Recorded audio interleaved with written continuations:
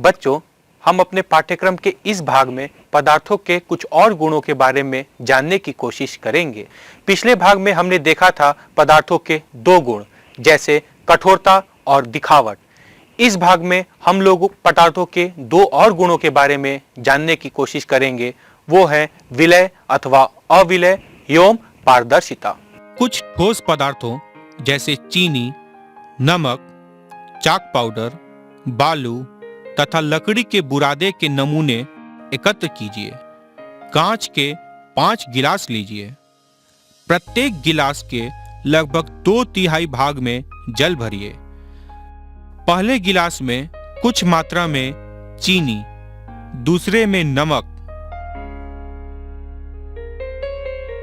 तथा इसी प्रकार शेष गिलासों में अन्य पदार्थ मिलाइए।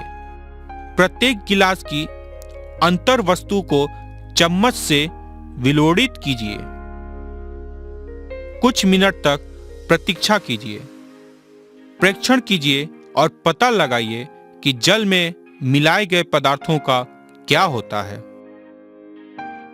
विभिन्न ठोस पदार्थों को जल में मिश्रित करना। पदार्थ तथा वो जल में लुप्त होते हैं या नहीं। चीनी जल में पूर्णतः लुप्त हो जाता है। नमक जल में पूर्णतः लुप्त हो जाता है। चाक पाउडर जल में लुप्त नहीं होता। बालू जल में लुप्त नहीं होता। लकड़ी का बुरादा जल में लुप्त नहीं होता। विलय से हमारा अभिप्राय यहाँ पर यह है कि वैसे पदार्थ जो कि पानी में संपूर्णतः घुल जाते हैं उन्हें हम विलय कहते हैं, जैसे कि चीनी और नमक पानी में आसानी से घुल जाते हैं। जबकि वैसे पदार्थ जो कि पानी में कठिनाई से या बिल्कुल ही ना घुलते हों उन्हें हम अविलय कहते हैं, जैसे लोहा, लकड़ी, प्लास्टिक इत्यादि। सिरका, नींबू का रस, सरसों का तेल अथवा नारियल का तेल, मिट्टी का तेल अथवा अन्य किसी द्रव के नमूने एकत्र कीजिए। कांच का गिलास लीजिए। इसे आधा जल से भरिए। अब इसमें कोई द्रव मिलाइए।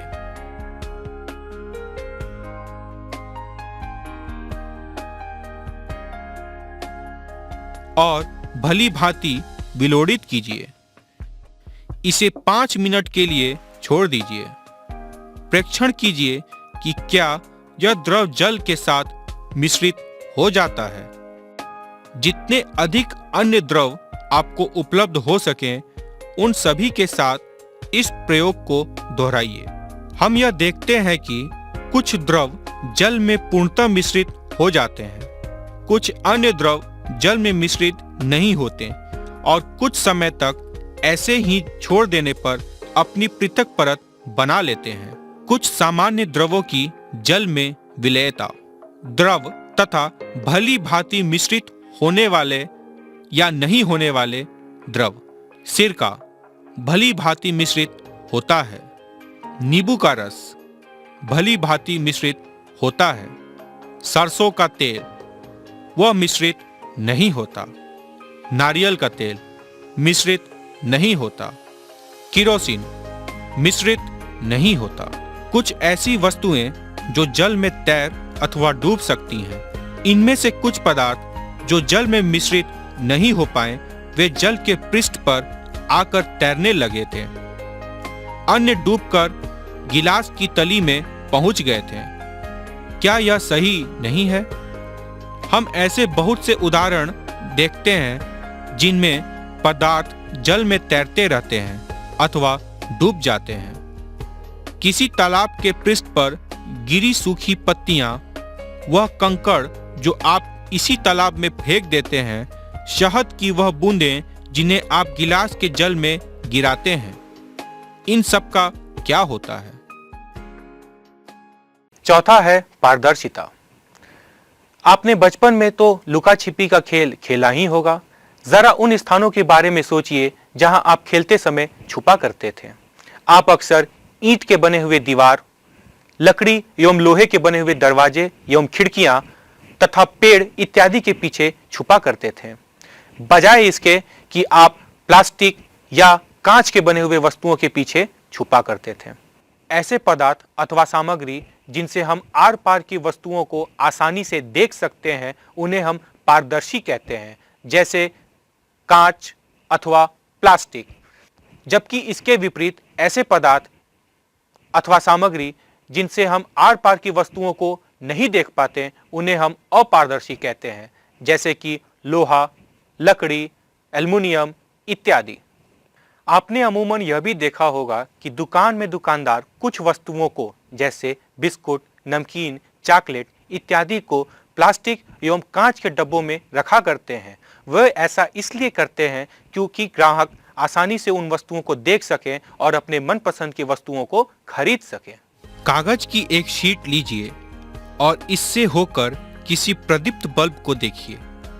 इस संबंध में अपने प्रेक्षण नोट कीजिए। अब कागज की शीट के बीच में 2-3 बूंद खाने का तेल या मक्खन डालकर इसे फैलाइए।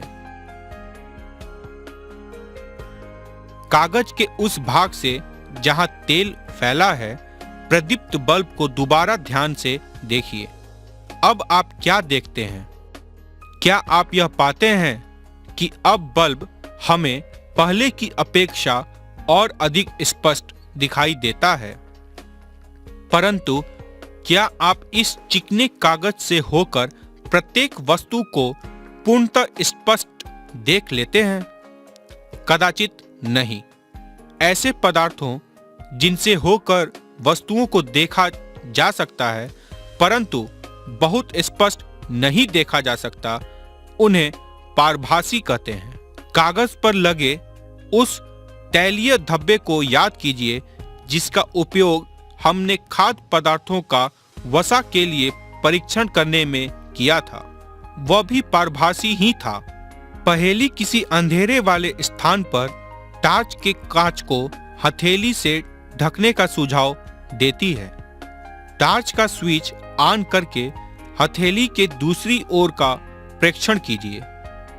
वह यह जानना चाहती है कि क्या आपकी हथेली अपारदर्शी है, पारदर्शी है अथवा पारभासी।